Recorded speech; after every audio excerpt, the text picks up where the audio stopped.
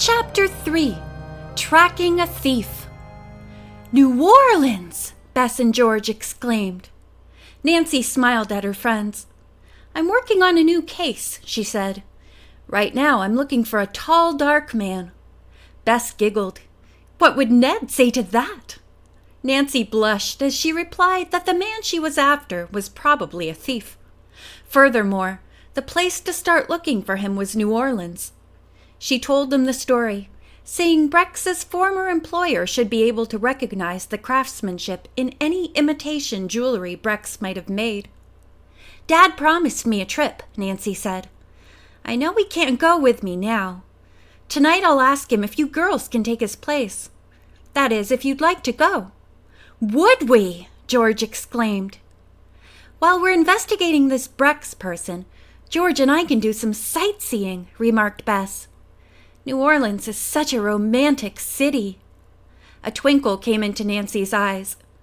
"I'm taking you girls along for protection," she said. "Oh, we won't desert you," George grinned. "But all work and no play isn't any fun." That evening, Nancy discussed the plan with her father. He readily gave his consent.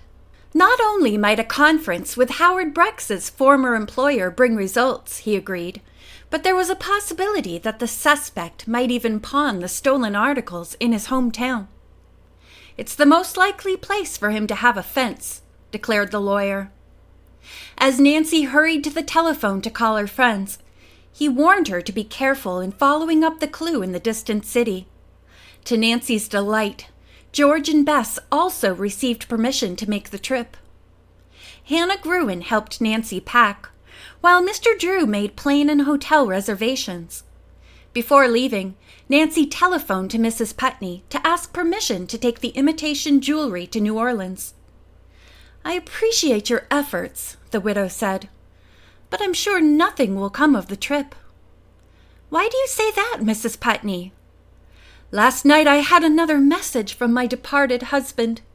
He said the thief who stole my jewelry lost it in a large body of water, and it'll never be recovered." Nancy was skeptical of the widow's messages, but wisely did not argue with Mrs. Putney. She simply said she would be leaving in the morning with her two friends, and promised to report to the widow immediately upon her return. The next day, the three girls boarded the plane for New Orleans. The day was perfect for flying. An attractive hostess served them a tasty lunch and spent most of her spare time chatting with them. Once, when the plane stopped briefly to pick up passengers, the girls alighted for a little while to stretch their legs. Upon taking their seats again, they noticed that a dark-haired woman in her late 30s had taken the empty seat next to Bess. She regarded the three intently as they sat down and smiled in a friendly manner. "Is this your first plane trip?" she asked Bess. "No," Bess replied. Then, not wishing to be rude, she added, "We're going to New Orleans." "You'll love the city," the woman declared. "Where are you staying?" Bess told her. Nancy, seated in front of them, was sorry their hotel had been named. She had wanted to keep their visit to New Orleans as secret as possible. When they reached their hotel, George scolded her cousin. "You'll never learn to be a detective, Bess," she said severely. "You can't tell who that woman on the plane might be." Nancy, acting as peacemaker, said, "Let's forget it, girls, and do some sightseeing. It's too late to call on Mr. Johnson, Howard Brex's former boss, today. We'll go there in the morning." Nancy's friends soon found that she did not intend to spend the time in mere sightseeing. Whenever she came to a jewelry shop or a pawn shop that was open, she insisted that they go in and look at the jewelry on display. The trip proved to be pleasurable, if not profitable. Their inquiries led them into many sections of New Orleans. The French Quarter, where the buildings were charming in their elegance of a bygone day, interested them most. Beautiful ironwork, delicately tinted plaster walls, old courtyards, once the center of fashionable Creole family life, fascinated the girls. On a balcony, a bright-colored parrot chattered at them in friendly fashion. A smiling woman, bearing a basket of flowers, stopped to sell a flower to each girl. On all sides, the visitors saw interesting characters and heard the soft-spoken dialect, which was a blend of French, Cajun, and gumbo. Bess sighed contentedly. "If I could only spend a month in this lovely old city," she said. "It would be nice," Nancy agreed. "But come on, here's another shop." It was the 15th they had visited, and even Nancy was becoming weary. She had not seen any trace of the stolen jewelry. "Let's quit," urged Bess. "I'm starved. Suppose we go to one of those famous restaurants and have oysters baked with garlic and Creole shrimp and take on 5 pounds, scoffed George, looking with disfavor at Bess's generous weight. But the girls ate sensibly and went to bed early. In the morning, they accompanied Nancy to the jewelry firm for which Howard Brex had worked. Mr. Johnson, the head of the company, was most cooperative. He studied the imitation jewelry which Nancy showed him and compared it to some pieces of his own which Brex had made. "I'd certainly say that all these were made by the same man," Mr. Johnson declared. Then he told the girls what he knew of his former salesman. "He was a fine craftsman and made excellent designs," Mr. Johnson said. "Too bad he got into trouble." "I understand he's been released from prison," Nancy said. "Have you any idea where he is?" "Not the slightest, but I'll be glad to let you know if I hear anything." Nancy left both her hotel address and that of her River Heights home. She was in a thoughtful mood as she accompanied her friends on their round of sightseeing and to lunch in a quaint restaurant. "New Orleans is wonderful!" Bess exclaimed. Counting on her fingers, she added, "We've seen the banana wharf, the market, the garden district, and that old cemetery where all the dead are buried in tombs above the ground." "That's because this place is below sea level," said George. "Say, do you suppose that guide thought we believed the story about the tomb which is supposed to glow at night with an unearthly light?" "He said spirits come out and weave back and forth like wisps of fog," said Bess. "That's just what they are. Fog," George declared practically. "Oh, I don't for a minute believe in ghosts," Bess replied quickly. "I wish we had time to go to Grand Isle, the haunt of Lafitte and his men," said Nancy. "Who is he?" Bess asked. "He was a famous pirate," Nancy replied. "According to tradition, when burying treasure, he always murdered one of his band and left his ghost to guard the hidden loot." As the girls left the restaurant and started up the street, Nancy happened to turn around. Emerging from the door of the restaurant was a woman. "Girls," Nancy said in a whisper, "don't look now, but the woman who was on the plane just came out of our restaurant. I think she was spying on us." "Why would she do that?" Bess asked. "If she follows us, then I'll be convinced she's trying to find out what we're up to in New Orleans," Nancy replied. To prove her point, the young sleuth turned down one street and up another. The woman did the same. "I'm going to try something," Nancy said quietly. "Two can play this game." It was easy for the girls to dodge into 3 different shops as they rounded another corner. Their pursuer, confused, stood on the sidewalk for several seconds, then turned and walked back in the direction from which she had come. Cautiously, Nancy emerged, then Bess and George. The girls trailed the woman for several blocks. Though there were many pedestrians on the street, they were able to keep their quarry in sight. Apparently, she was in a hurry, for she walked quickly, not once slackening her pace. As they rounded a corner, she suddenly disappeared into an alley. Nancy darted forward, just in time to see the woman enter a building. When she and her friends reached it, Bess was not in favor of continuing the search. Nancy insisted the place was innocent-looking enough and walked through the open arch. In the distance, the girls could hear low singing. They proceeded down a dimly lighted hall, and in a moment the girls stood beside the door beyond which the singing was coming. A placard on it read, "Church of Eternal Harmony." Bess, intrigued, lost her fears and urged that they go inside. Nancy hesitated. At that moment, the door opened. A man with long white hair and a beard invited them to enter. "Our admission is reasonable," he said, smiling. "Only $2. If the spirit speaks, your questions will be answered." Still, Nancy hesitated. She realized now that a seance was going on inside. Having no desire to spend $2 so foolishly, she was about to retreat when Bess walked boldly into the room beyond. George followed, and Nancy was forced to go along. After paying admission, they seated themselves on a bench near the door.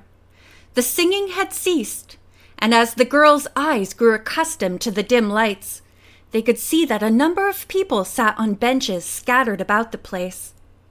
On one wall hung a life-size portrait of a woman swathed in white veils up to her eyes. Long dark hair fell below her shoulders. Every face in the room was upturned, gazing at the portrait. Presently, the white-bearded man announced that all would have to help summon her spirit. "Let us sit around this table," he intoned. Bess stood up to go forward, but Nancy pulled her back to the bench. Several others in the room arose and seated themselves on chairs around an oblong table. The old man took his place at the head of it, his back against the wall, a few feet beyond the portrait. "Let no one utter a sound," he requested. Silence fell upon the room. Nancy strained her eyes toward the table, watching intently. The white-bearded man sat perfectly still, looking straight ahead of him. Presently, a smile flickered over his face. "I feel the spirits approaching," he said in a scarcely audible voice. The words were hardly out of his mouth when 3 raps were heard. The old man, looking pleased, interpreted the sounds as meaning, "I am here," and invited the participants to ask the spirit for answers to their problems. He explained that 1 rap would mean yes, 2 no, and 5 would mean that danger lay ahead, and the questioner should take every precaution to avoid it. For several seconds, no one spoke. The spirit gave 3 more sharp raps. Then, shyly, a woman at the table asked, "Will my child be ill long?" There came 2 sharp raps, and the questioner gave a sigh of relief. Another silence followed. Nancy felt Bess lean forward. Out of the corner of her eye, Nancy had noted that her friend was completely entranced by what was going on. Realizing that Bess was about to ask a question, and fearful she might say something about Mrs. Putney's mystery, Nancy leaned over and whispered into her friend's ear, "Please don't say anything." "Silence!" ordered the old man at the table. "Do you wish to drive away our friendly spirit? Ill luck follows him who disturbs the work of the spirit." As he spoke, the dim lights faded out. The room was in complete darkness. Suddenly, on the wall above the portrait, a faint glow appeared. It grew larger until the whole portrait seemed to be taking form. Bess and George, seated on either side of Nancy, huddled close to her. Bess nervously clutched her friend's arm until Nancy winced from the pressure. The next moment, the 3 girls gasped. The portrait had come to life. The white-bearded man arose from his chair. "Good people," he said, "Amura has come to us to speak, but she will answer only the most important questions. Approach no closer, or her lifelike spirit will vanish on the wind." "Oh, Amora, tell me, please," implored a young woman from a far corner of the room. "If Thomas comes back to me, shall I marry him?" Amora lowered her eyes, then nodded. "Oh, thank you," the young woman exclaimed, delight in her voice. Again, Nancy could feel that Bess was about to ask a question. Quietly, she laid a finger across the girl's lips. The light around the portrait began to fade. "Alas, the spirits are leaving us," the white-bearded medium interpreted. A few seconds later, the lights came on in the room. The old man, arising, made a low bow to the portrait, then announced he regretted that the spirits had not been able to remain long enough to answer the questions of all those present. "Should you wish further knowledge," he said, "you may seek it from Norman Towner, a photographer, who has a direct connection with the spirit world. From time to time, messages appear upon Mr. Towner's photographic plates." The man ushered his clients from the room, but not before each of them had paused to look at Amora. George had the temerity to touch the canvas. There was no question but that it was only a portrait. Upon reaching the street, the three girls paused. "Wasn't it wonderful?" Bess exclaimed, adding that they should go at once to the studio of Norman Towner. "Nonsense," George said. "You've already spent $2 and got nothing for it." "That's because Nancy wouldn't let me ask a question," Bess argued. "Maybe I'll get an answer when I have my picture taken." To George's amazement, Nancy encouraged the visit. Not having seen the woman they had followed to the seance, Nancy felt she might have gone to the studio. By inquiring for directions from pedestrians, the girls arrived at length at a courtyard entered by means of a long passageway. At one side of it, a flight of iron stairs led to a carved door, which bore the photographer's sign. "Up we go," George laughed, starting ahead. The studio, though old and a bit shabby, was well furnished. The proprietor, a short man with intent dark eyes and an artist's beret cocked over one ear, appeared so unusually eager that the girls wondered if he had many customers. Nancy inquired the cost of having individual photographs made. The price was reasonable, so the three friends decided upon separate poses. After the pictures had been taken, the photographer disappeared into the darkroom. Soon he returned with 2 dripping plates. The pictures on them of Bess and George were excellent. To Bess's disappointment, however, not a trace of writing appeared on the glass. "Where's my friend's picture?" inquired George, referring to Nancy. The photographer returned to the darkroom for it. When Nancy glanced at the wet plate, she inhaled sharply. Just beneath her photograph were the words, "Beware your client's request." "Spirit writing!" Bess gasped. "Yes, a message from someone in the other world is warning you not to go on with your work," the photographer said slowly, with emphasis on the word warning. "Young lady, do not take the warning lightly." "No, I won't," said Nancy. She had just glimpsed in the photographer's darkroom the woman they had seen on the plane. The next instant the door closed, and the lights in the studio went out. The room, with its one window heavily curtained, was in complete darkness. A chill breeze suddenly wafted into the studio. Nancy felt a clammy hand brush across her face and fumble for her throat. End of chapter 3.